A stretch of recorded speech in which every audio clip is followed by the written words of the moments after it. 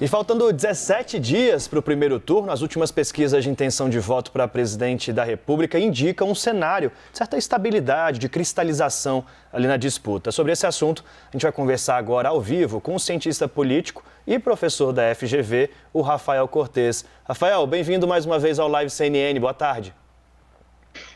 Boa tarde, Daniel, Marcelo. É um prazer estar conversando mais uma vez com vocês. Rafael, eu vou puxar já essa quest no Rio de Janeiro, onde a gente vê um empate técnico entre Jair Bolsonaro e Lula, com um avanço de Bolsonaro nessa ofensiva dele no Sudeste. A que você atribui essa melhora do presidente da República lá?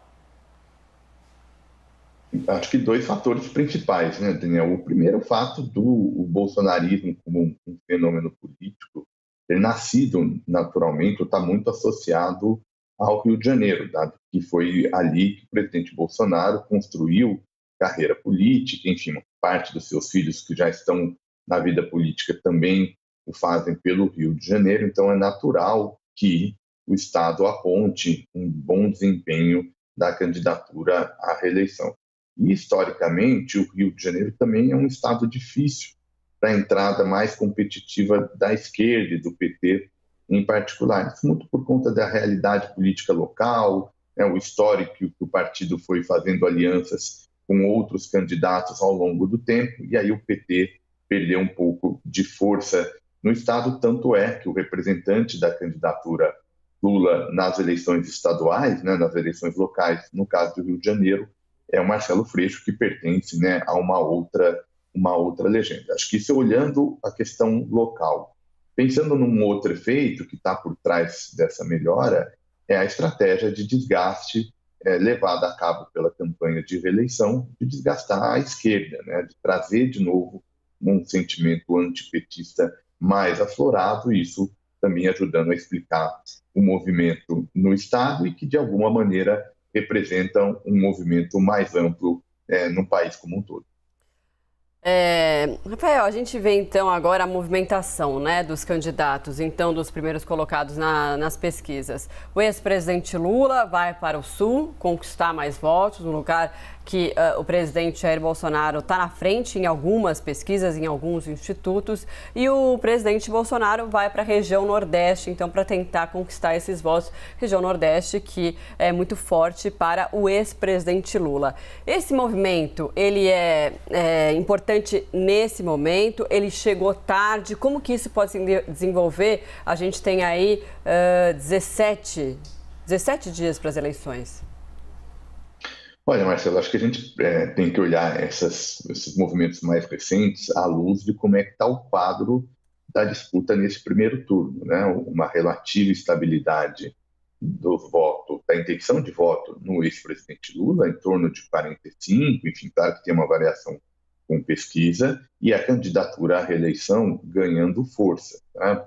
Movimento lento, ainda não coloca na dianteira, mas é fato que é a candidatura governista que teve uma alteração mais relevante de votação. Então, com isso, né, com esses dois movimentos, se cristalizou a polarização Lula e Bolsonaro, né, como dando o tom da campanha. Então, o que a gente vai ter a partir de agora, provavelmente são pequenos movimentos, mas que podem valer muito. A gente pode estar definindo se essa eleição se encerra no primeiro turno ou vamos para o segundo, com base nesses pequenos movimentos, e aí cada um vai atrás do calcanhar de Aquiles das suas respectivas campanhas, né? Tentar tirar um pouco de voto naqueles territórios que estão mais associados ao adversário. PT no Sul, presidente Bolsonaro no Nordeste, e aí a taxa de sucesso em mobilizar esse eleitor indeciso, né? Esse eleitor deve ser muito objeto de disputa também, que é o eleitor cansado, né, da polarização Lula e Bolsonaro. Quem tiver mais sucesso nessa tarefa vai ser pequeno, eu não acredito em grandes movimentos, mas pode trazer grandes consequências, primeiro ou segundo turno. Agora, Rafael, hoje tem Datafolha, tem uma expectativa grande para as pesquisas Datafolha, até porque ela é diferente da Quest, ela tem um perfil de entrevistado mais amplo, com uma renda social também diferente, pesquisa mais gente pobre, também de classe média, classe alta. Quais são os pontos que a gente deve se atentar aos dados hoje divulgados pelo Datafolha à noite? Olha, Daniel, a sua pergunta é importante quando você faz a referência às diversidades na construção das amostras dos institutos, né? As pesquisas mais recentes exacerbaram como a amostragem pode estar impactando diretamente, né? O tanto onde está Lula, onde está Bolsonaro nessas pesquisas. Então, o Datafolha ele é especialmente importante porque ele é um instituto que lá atrás trouxe um quadro mais consolidado ou mais claro, né, de chance de vitória no primeiro turno da parte do ex-presidente Lula. Em algum momento do tempo, isso chegou a 54 de válido, né, o que é uma distância razoavelmente importante. E esse mesmo instituto vem convergindo, vem mostrando uma diminuição dessa vantagem petista, o que, provavelmente, se esse movimento continuar, deve dar eleição em 2 turnos. Então, o Datafolha é particularmente importante por conta dessa razão e pelo fato de ser um instituto que, em geral, traz uma amostra maior. Então, dá para a gente diminuir um pouco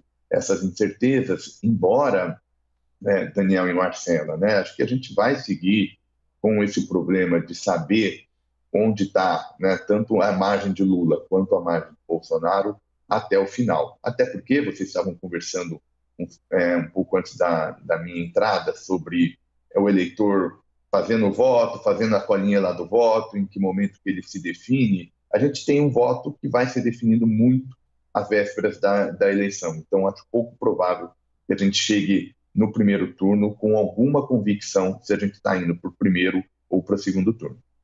Agora, Rafael, tem alguns pontos, alguns eleitores em que os dois têm bastante dificuldade de entrar. Bolsonaro em relação às mulheres e cada vez mais ele comete ali alguns erros que interferem exatamente nesse eleitorado que ele precisa conquistar, que tem uma diferença muito grande entre ele e o ex-presidente Lula. E o ex-presidente Lula também tem uma dificuldade, por exemplo, entre os evangélicos, que também não conseguem entrar. O que está faltando ali para eles acertarem nesse sentido, para conquistar ambos os votos desses eleitores? Marcela, curiosamente, essa característica que ajudou a gente ter uma eleição muito consolidada entre os dois protagonistas, entre Lula e Bolsonaro, que é o fato deles já terem sido ou ocuparem o cargo de presidente, enfim, nomes nacionais, com a imagem muito consolidada, todo mundo já conhecendo esses nomes, já tem uma opinião formada, seja favorável, seja contrária. Isso ajuda a manter o mercado eleitoral consolidado, mas atrapalha nesse ponto que você mencionou, em trazer um fato novo, sobretudo para alguns segmentos em particulares. E acho que é por isso que essas campanhas têm uma dificuldade de gerar uma mensagem que, de fato, consiga romper um pouco essas limitações que a gente enxerga. O caso da candidatura à reeleição entre mulheres, entre evangélicos, quando a gente pensa no PT. E acho também que isso tem um fato, vocês estavam discutindo um pouco antes, violência política, radicalização, acho que tem um pouco a ver com uma certa, como é que eu vou colocar assim, a ideia de que tem a polarização gerou um cansaço, isso é algo comum, está no dia a dia de todo mundo que pensa política. Mas isso acaba escondendo algumas diferenças entre as candidaturas. Então, é quase que um mal-estar com uma situação, e isso dificultando a separação entre Lula e Bolsonaro em algumas características, e aí fica aquele mal-estar contra o sistema e, de alguma maneira, essa mensagem já é bloqueada de saída. Então, fica difícil para esses candidatos trazerem algo novo. Rafael Cortez, cientista político, sempre bem-vindo aqui no Live CNN. Obrigado pela conversa. Eu que agradeço, Daniel, Marcelo, uma boa tarde a todos.